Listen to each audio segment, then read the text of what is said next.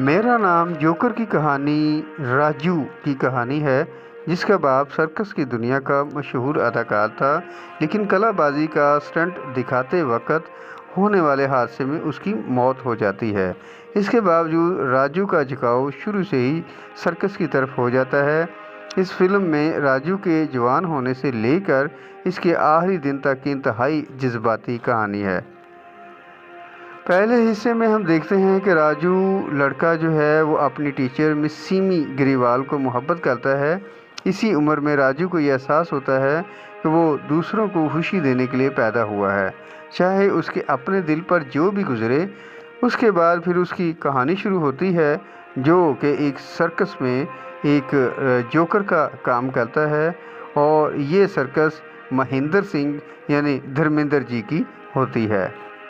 वहाँ उसकी मुलाकात एक रूसी आर्टिस्ट मरीना से होती है और उनके दरमियान एक ज़ुबान की रुकावट मौजूद होती है।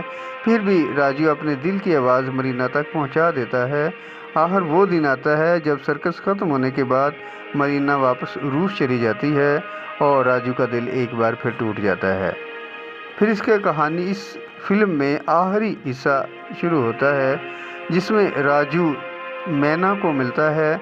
मैना जो है उसकी शक्ल लड़के से मिलती जुलती है और वो लड़के की सूरत में राजू से मिलती है, और दोनों मिलकर गलियों में नाच तमाशा दिखाकर गुजारा करते हैं। एक दिन राजू के सामने मैना की हकीकत खुल जाती है। इसके बाद राजू मैना से लगाव महसूस करने लगता है। इस दौरान मैना को सुपरस्टार राजेंद्र कुमार की एक फिल्म में रोल मिल जाता है, जिसके बाद वो पीछे मुड़ के नहीं देखती। राजू फिर अकेला ही रह जाता है और इसके हाथ में वही पुरानी महबूब क्लाउन डॉल है, जो इसके भोले से दिल का निशान है। जाने कहाँ गए वो दिन। इस हवाले से जब हम राज कपूर की फ़िल्म मेरा नाम जोकर का जिक्र करते हैं, तो ये फ़िल्म दरअसल इनकी अपनी ज़िंदगी के वाक़यात पर मबनी थी। फ़िल्म का मरकज़ी किरदार एक मसहरा है, जो दुनिया को अपने आंसू छुपाकर हंसाने की कोशिश करता है।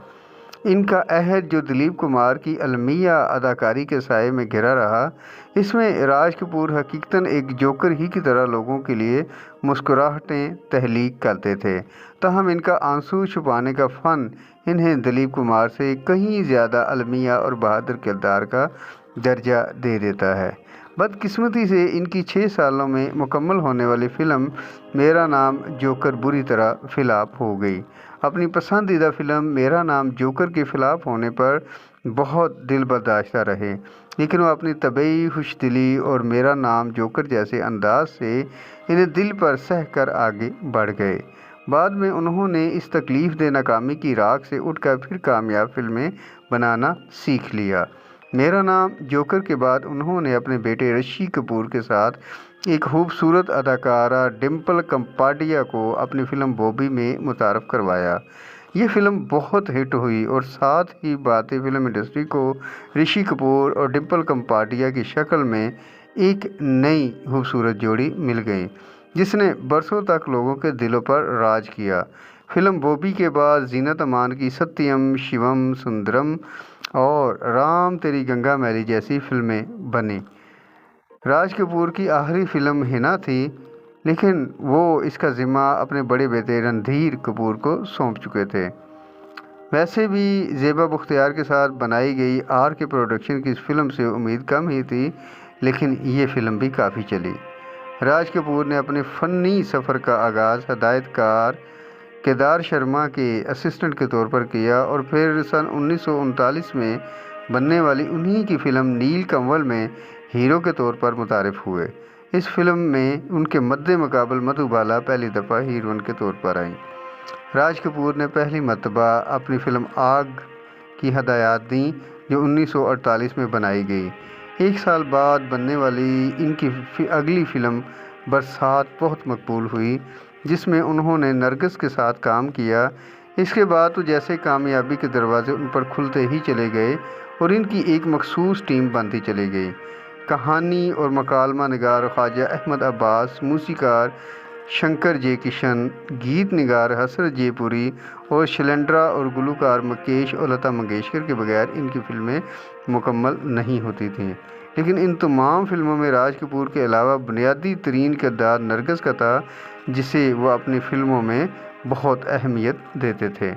बरसात से राज कपूर की ज़िंदगी में एक और शुरुआत भी हुई।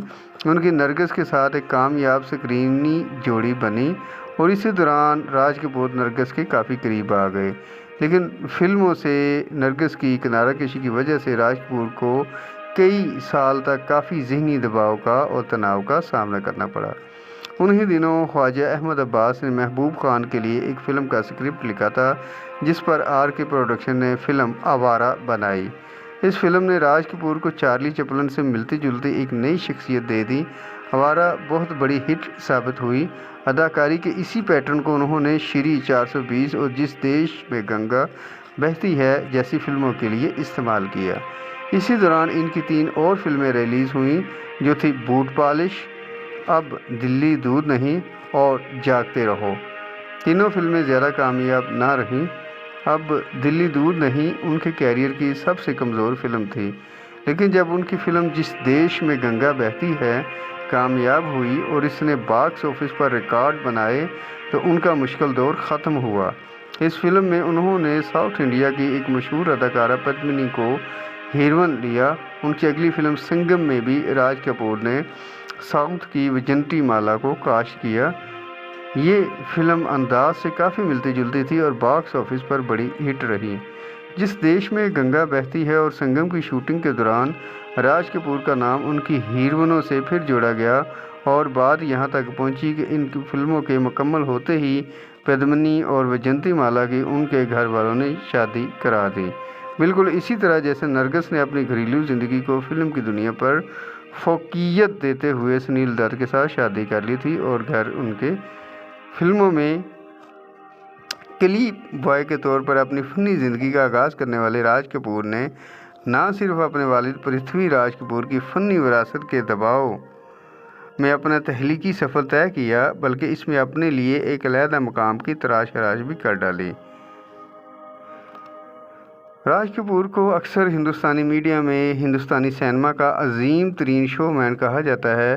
फिल्मी मौर्रखीन और फिल्मी शायकीन इन्हें हिंदुस्तानी सिनेमा के चार्ली चैपलिन के तौर पर कहते हैं, क्योंकि वो अक्सर आवारा जैसी शख्सियत को पेश करते थे जो मुश्किलात के बावजूद खुद खुश मिजाज और ईमानदार थे। राज कपूर की ज़्यादातर फिल्मों का मौजू इंसान दोस्ती, उम्मीद और हुब्बुल वतनी था। इनकी फिल्मों में आग, श्री 420 और जिस देश में गंगा बहती हैं, उन्होंने फिल्म देखने वालों को मुहिब्बे वतन बनने की तरगीब दी और नए आज़ाद हिंदुस्तान का जश्न मनाया। किसी तासुब और बुग़्ज़ के बगैर मकबूल आम अंदाज को इख्तियार करके राज कपूर 4 दहाइयों तक फिल्म के उफ़क़ पर अदाकार और हदायतकार के तौर पर राज करते रहे।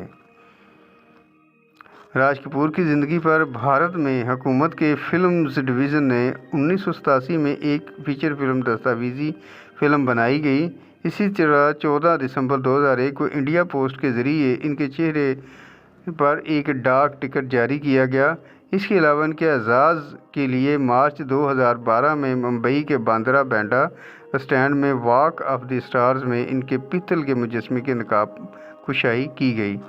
पेशावर में 14 दिसंबर 1924 को पैदा होने वाले राज कपूर श्री शतिनाथ कपूर 2 मई 1988 की रात हिंदुस्तानी फिल्मों में अपनी ग्रां माया खिदमात के लिए दाद साहेब फुल्के अवार्ड लेने के लिए आए, लेकिन दमे के एक अचानक दौरे के सबब स्टेज पर आकर अपना अवार्ड वसूल ना कर सके। इससे ठीक 1 महीने बाद वो दिल का दौरा पड़ने से 2 जून 1988 को अपने हाल की हकीकी से